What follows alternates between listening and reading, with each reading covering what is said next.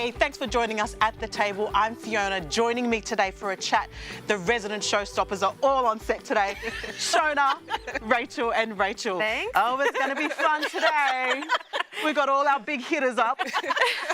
Hey, coming up, we discuss kids and competitive sports. We get the scoop on Mood Off Day. Gia and Olive go gourmet with the strawberry vinaigrette and much more. So keep it locked right here at the table.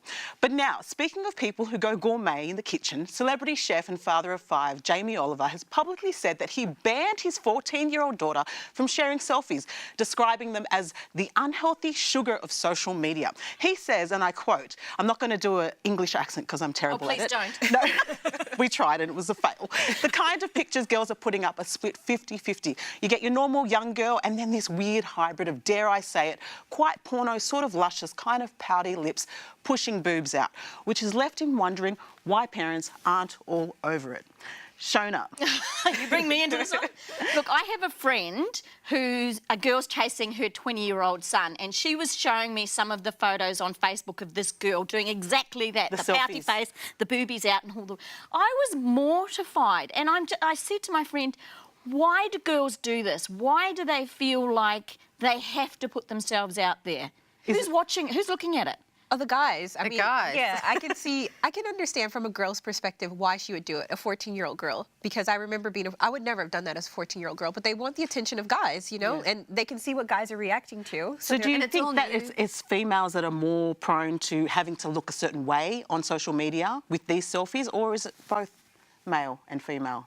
I think guys would have the same pressure. Yeah, I think they would. I think there's just a culture that those kids seem to be coming into where it seems normal to them and they're experimenting, it's new, they're getting these new hormones, all of this sort of stuff. They want to be attractive to the opposite sex or whatever.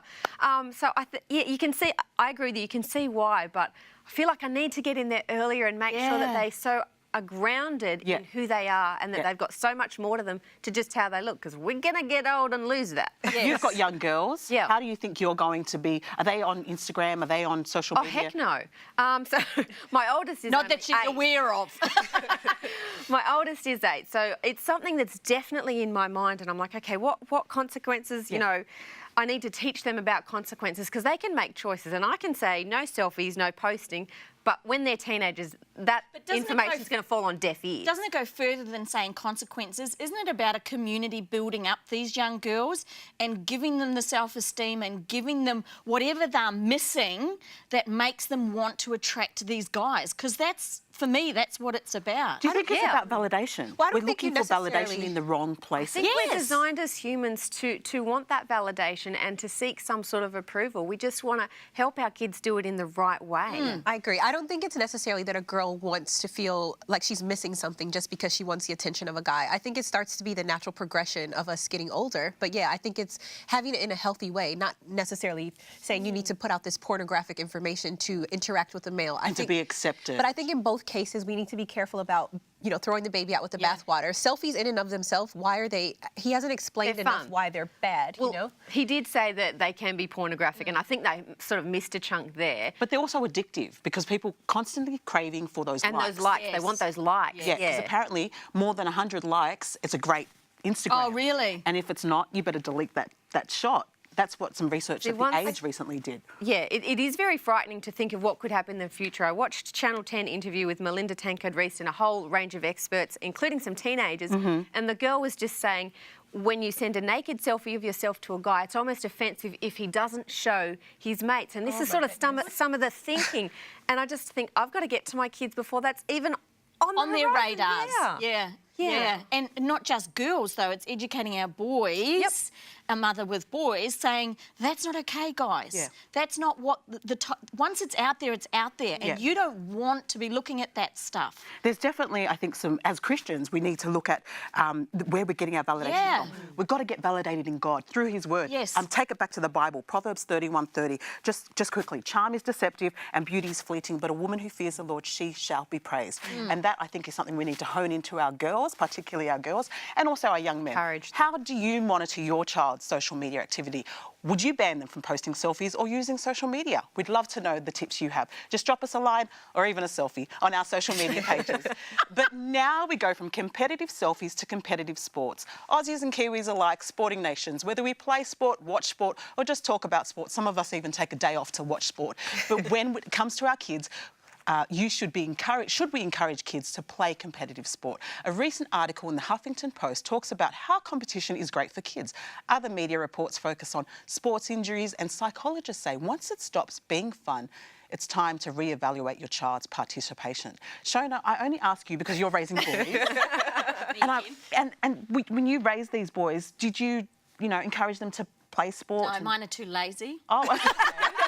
Different. Look, I'm like generalising. All boys play sport. I did competitive sports as a young child and vowed and declared that I'd never make my kids do sports if they didn't want to. So they did piano and other stuff. Right.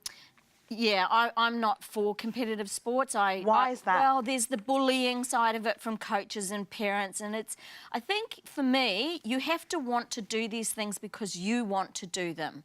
Yeah, and I allowed my kids to do what they wanted to do. And it wasn't sports. No. Do they watch sport? Not interested? No. Rach, you're quite active. Yeah. Are you involved? I love the idea of team sports. I think it teaches so many good skills. I think the bigger problem sometimes is the parents, Yeah. The parents become so competitive, and they're the ones who we probably need to monitor more than the kids. I'm torn. On the one hand, I think I would kind of, encourage Jax, probably not push him. I appreciate the fact that you didn't push your boys to do it, but I think there's so many great lessons that you learn from playing sports and from competition, and I think it's a natural part of life, Yep, learning to lose, learning to win well, all Yeah, of those they things. don't learn to lose these days. Everybody wins. Everybody gets a medal. We talk about child how to do competition. that, So if you're not in it to win it, what are you in for? What do you mean? Well, I mean, like, Heaps of great things from sport. Like I'm not playing sport to lose, that's for sure. Well, everybody can't win, But you're playing to have fun. Like, that's how I was brought up. Like, we were a really sporty family, and I've got a daughter who's so not into sports, and my heart broke. But she's into other things, and I'm encouraging her in that. But it doesn't matter what you do. It is about having fun. It's never been about winning for me, and that's how I was brought up. And so when those kids are enduring bullying or whatever, back to what you said, it's the parents, and we have to take some responsibility for that. What they do on theirs, what they've copied the us. Olympics, and I was the ice skating ladies, and when they didn't get the marks that they wanted, they were like so depressed and so anxious and so upset. And I thought, really, is that what sports has come down to these days? But there are life lessons in disappointment, and there are life lessons in losing. I tell Jax all the time, even though he's just 1.5, I say every day can't be your day. Today's not your day, and it's okay to be disappointed. And you congratulate the winner. Yeah. Yeah. I think there's Great so many lessons. great lessons. Yeah, I think we've all got some valid points here. As parents, do we put greater focus on the process of having fun and less focus on winning? I think it will make it easier for kids to be active and enjoy sports. What do you think? Drop us a line on our FB, Insta or YouTube channel, or hit us up via email hello@thetabletv.com. But now it's time to clear the air with Mandy Makes. You'll know what I mean when you see this. Let's watch. You may have seen the funny ads on TV about a bathroom spray. Before you go bathroom spray, I'm going to show you how you can simply make your own at home using some very simple and natural ingredients. For this, you will need some distilled water, some isopropyl alcohol, and some glycerin as well. The glycerin just helps us to sit on the surface of the toilet to trap odours. And lastly, you will need some essential oils of your choice, whatever scent you would like to smell in the bathroom. So to start off with, I have half a cup of distilled water here. To that, I'm going to add a tablespoon of isopropyl alcohol and a teaspoon of glycerin. Then to that, I'm just going to pop in my essential oils. I've chosen orange and grapefruit because I'm a big citrus fan, and I'm going to add about 15 to 20 drops of each of these into my mixture here. Now all I have to do is put this into my spritzer bottle here, then I'll give it a little shake up to mix everything. All right, there we have it. Our before you go bathroom spray is all done. All you need to do is simply spritz about 3 to 4 sprays into the toilet before you go to trap any unsightly odours and create a nice scent in your bathroom. Hope you enjoyed this easy DIY recipe. Let us know on our Facebook page at The Table TV Show if you try this and what you think about it. We would love to hear from you.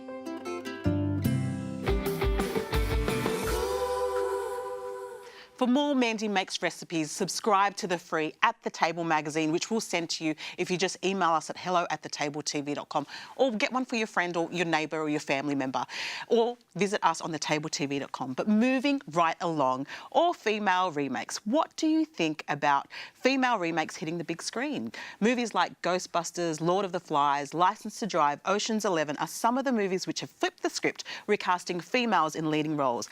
An online blog, Feminist Fiction, writes about these remakes as fun, whilst in another blog, The Daily Wire, they're described as dumb, boring and demeaning. Ladies, does the gender of the cast matter? Does the gender of the cast matter, Rachel? No, like this is all personal preference. Some people are going to like it, some people aren't. You know, you don't need to make a big song and dance about it. Come on. I mean, in this day and age where equality seems to be something that they're, you know, we're fighting for, especially in Hollywood, you would think that these remakes are they an answer to this outcry? Look, whenever the pendulum swings, it always goes up the other way too. We're just going to sort ourselves out as we work out what balance really is and what equality is and what value, like equally valuing other people are. It'll sort itself out. But who would watch Ghostbusters anyway? Really? So male or female? Male or female? Not. What about Ocean's 11? Any of those? Lord of the Flies? No. Maybe. Doesn't Just really... oh look, sorry. It sounds so self-righteous. I don't mean for it to, but since having kids, there's just a different focus of what I look at and watch now. So it's probably not high on my radar at the moment. Rachel, does it matter? I mean, I think I always look at things from a business perspective, and I think that that's all it is. It's a bit of a gimmick, like from a business perspective. Like you're getting an entirely different audience to now engage with this, you know, film that everybody's been engaging with before.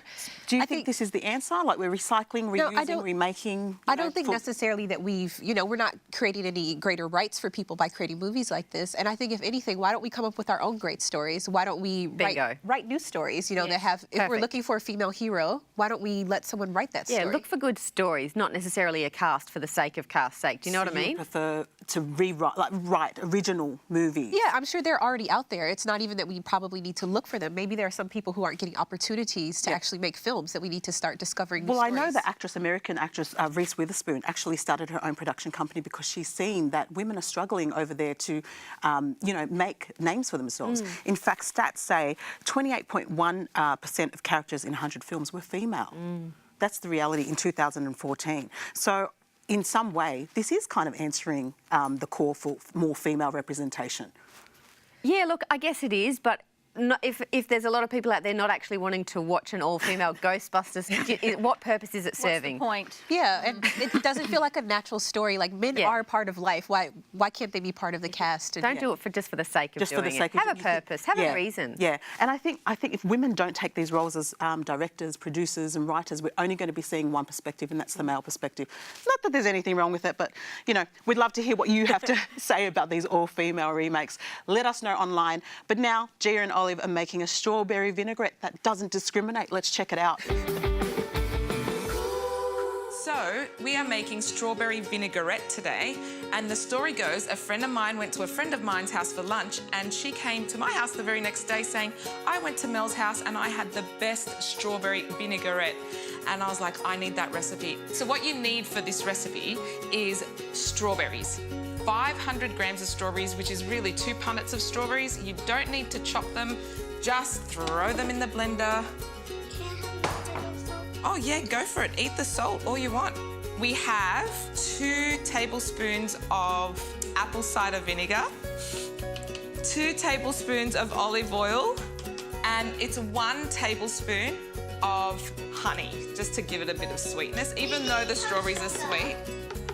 That's not sugar. Did you think it was sugar? What does it taste like? It's salt, and maybe just a half a teaspoon of salt, or to taste. You can put salt and pepper afterwards if you like. Then you just blend it all up until it's smooth, and we have a nice little leafy salad there ready to go.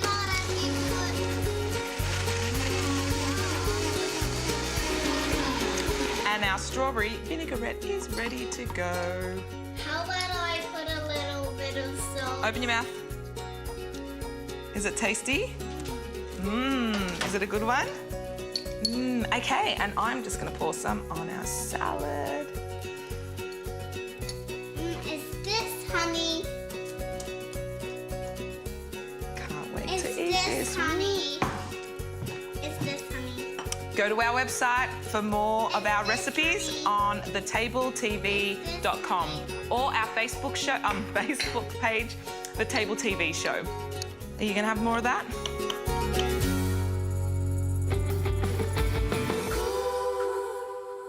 Looks great. Thanks, Gia and Olive. For more healthy, easy-to-make recipes, we're giving away limited copies of the More Nature's Superfoods recipe book. It's great for your family, your next dinner party, or even your lunchbox. Did I say party? Anyway, party. All you have to do is email us at hello@thetabletv.com. Or if you prefer to call us in the number in Australia, it's 1300 300 389. And if you are in New Zealand, phone us on 0800 694 673. But now joining us is Eric Begauk and Nirma Ledford from Mood Off Day. What is Mood Off Day, you may ask? Well, we are about to find out. Thanks for being with us, Erica and Nirma. Thank you for Thanks having for having us. Now, tell us, what is Mood Off Day about? What's this concept about and how did it all come about? Well, Mood Off Day started about 6 years ago. It was inspired by Tapas Sinapati, who Tapas Senapati, he's the founder? He's the founder of Mood Off Day, and it's got a funny story behind it and a real one, as that he kept having conflict with his wife about the use of their phones while Like we all do. guilty as charged. And one day he's sort of driving back in the driveway at home, sort of hit the post on the corner, and they had this sort of thing, oh, you're going to have an accident with using the phone while you're driving, and no, leave me alone. And then that happened, and he said, well, I'm going to do something about it, because of course we're not alone in doing this. And that literally sparked the Mood Off Day to be initiated, and I got involved with it in that first year. And as I said, it's been 6 years now, and we've reached out to a lot of phone users. So it's over that about time. stopping smartphone addiction or encouraging people to get offline? It's more so about raising the awareness whether we are choosing to use these devices or whether devices actually kind of tend to control us more. Oh, okay. And- So we're talking not just teenagers and young people, we're talking the whole Everyone in the spectrum. Yes, parents. Yeah, because I suppose Included. monkey see, monkey do, isn't it? Exactly. It is. In Australia, being one of the countries that classes early adapters, so we're looking at about 88% of the population now using and owning smartphones. So that's massive. We've got 24 million people in the country, so that's huge, right? So Mood Off Day, what are you trying to promote with that? Us getting rid of our mobile phones for the day, or You just finished having one, right? Yes. End of Feb. Yes, we just had the annual Awareness Day. It's now an International Awareness Day. It always takes place on the last Sunday of February. And it sees different people do different things to try to realise or succumb their addictions to their devices. And it's not just smartphones, but it's kind of the effects that these devices have in our lives. So we're not trying to sort of achieve the impossible of banning them, of saying, hey, like, live without your phone. It's just how we use the phones. Are they the first thing in the morning, the last thing at night? Okay. Do we have them, are we interacting with them while, during meals, while we're conversing with our children, our partners, our families, and young people who go out to spend time with each other, and they'll sit in there. you were telling me before a great story about a little baby. Can you Yes. tell us that story?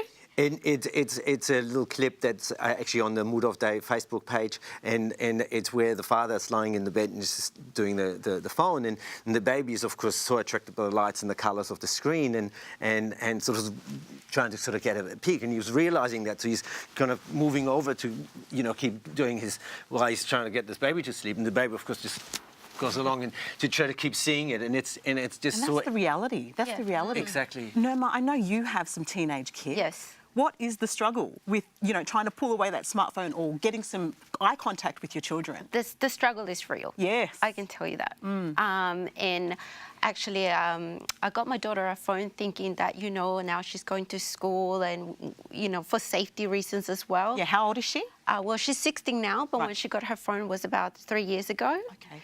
And but during the summer break, we've decided that we were having more family time with the grandparents, and my dad made the point, well, she's spending too much time on that.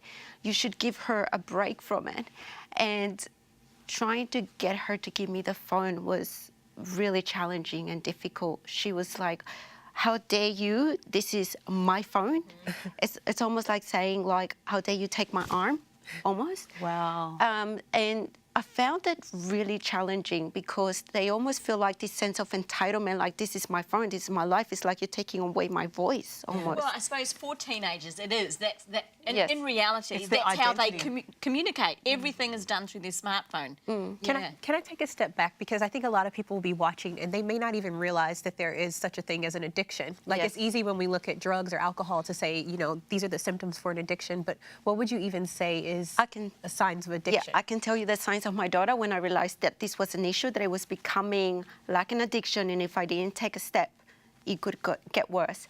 So what we decided to do is that we would take out the phone and put her away, like on the bench top or something. She would get it back. She was just constantly, oh no, I need to know what my friends are doing. We're like, they're on holiday. FOMO. Yeah, missing out. FOMO, exactly. So then, cut story short, like at the end, what we decided to do was to take the phone and put it in the safe box, because no matter where we put it in the house, she will find it. And we locked it.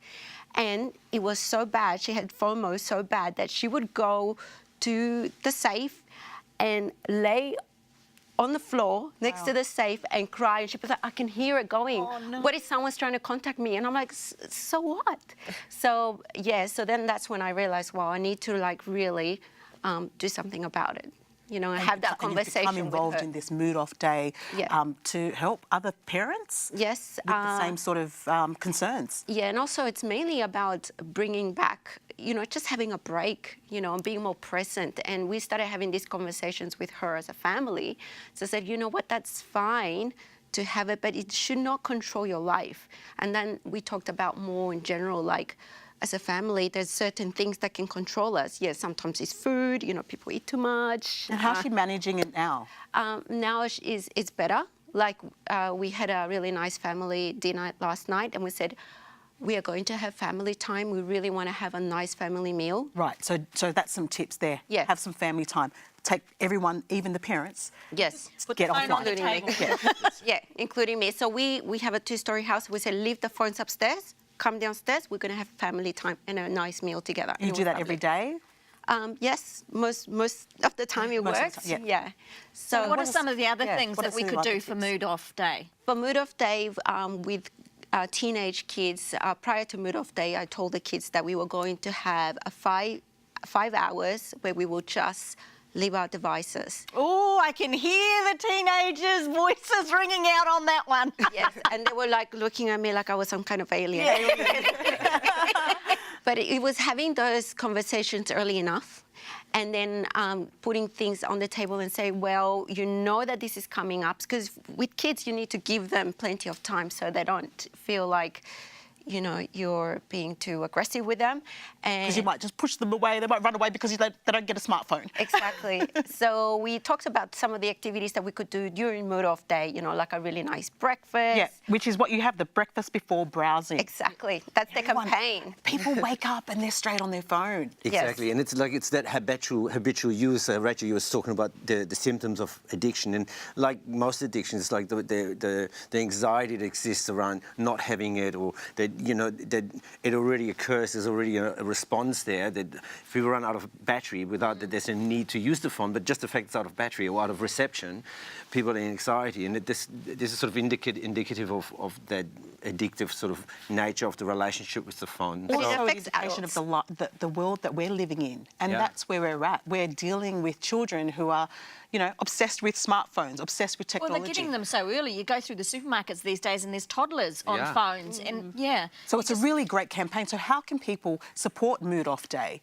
Now, we are running different campaigns addressing different areas of where we see smartphones really affecting us in not necessarily positive ways. One is, of course, the texting with driving, and the fatalities and accident rate has now been since 2014. Right. it's smartphone use while driving Yeah. has beaten not wearing seatbelts in, causes for fatalities. Wow. So it's Is there serious. somewhere that It's people serious. can go to visit the website. Mood Off Day? Is there a website, Sure. or are you campaigning, or We're people can campaigning. sponsor? We're raising funds to implement these campaigns. how are you we've got a raising the funds? So we've got a GoFund campaign. So it's GoFundMe.com.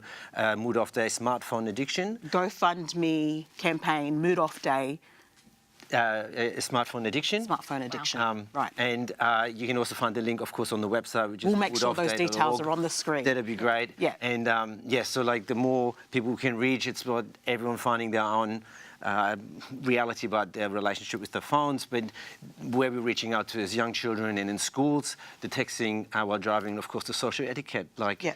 us actually being present with each other. Which is what your Like- founder said. It's so interesting. Your founder actually talked about being present is such a foreign concept. We need to go back to the basics and talk to each other. Yes. Appreciate you both chatting with us, Eric and Nirma. And I think we've got something for you that you would totally complement the Mood Off Day concept. We have limited copies of Growing Up Social by Gary Chapman and Arlene Pellicane that we are giving away for free. So that's something you could have FOMO about. All you need to do is hit us up at hello@thetabletv.com and we will send it out to you. But now it's been an interesting ride on At the Table. We're still hired, not fired yet, but people have been hitting us on social media and via email, which is great. I thought the girls might like to hear what kind of feedback we're getting from our audience. So check this out. Andrew from Victoria says, I was bottle feeding my breastfed baby who's 11 days old. Hold on. He Sorry. was bottle feeding his baby Let's with just go breast back. milk. That's right. Yeah. That's right. He can't breastfeed. No, he can't No, breastfeed. he can't. He's a male. Ugh. Anyway, his 11-day-old son, good on ya, helping my partner sleep at 4:30, which I was also flicking channels as you do. Where was the PlayStation? And came across an informative show. What a great find. Thanks so much for your production. We now are looking through YouTube to watch previous shows. Good on you. Shout out to the dads. Dad, for instance, Eric. How were you helping your wife, or were you on the phone at when you had a newborn? Look, probably both, but I habitually was sort of getting up early, trying to get a little bit of work in before the baby was waking up, and of course she would, like guaranteed, wake up within 10 minutes. So I would often spend the early hours of the day with Lily, who, she was tiny then, and Mum got to sleep, and, I took her to the beach. I didn't just kind of do the PlayStation what thing a or anything like great that. dad. See, that's what we're talking high about. five. Props to Eric and props to Probably all the men out there who are doing a great job. This is what Alison wrote to us. I recently entered one of your competitions and am one of the lucky recipients of a consultation with Marion Mays, who's a financial guru. This sounds so cliche, but my session with Marion has truly changed my life. Marion not only focused on my financial situation, but mentored me to make decisions and changes to help me reach long-term goals.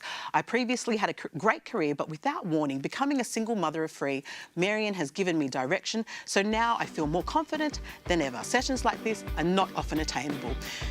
But I thank you for hosting Marion, and again, if anyone wants to see Marion, check us out, thetabletv.com. We have to say goodbye. Thank you for the chat. Thank you so to much our for guests having us. again Thank you so for much. having us. Mood Off Days where it's at. Until next time, we hope you have an awesome week. God bless.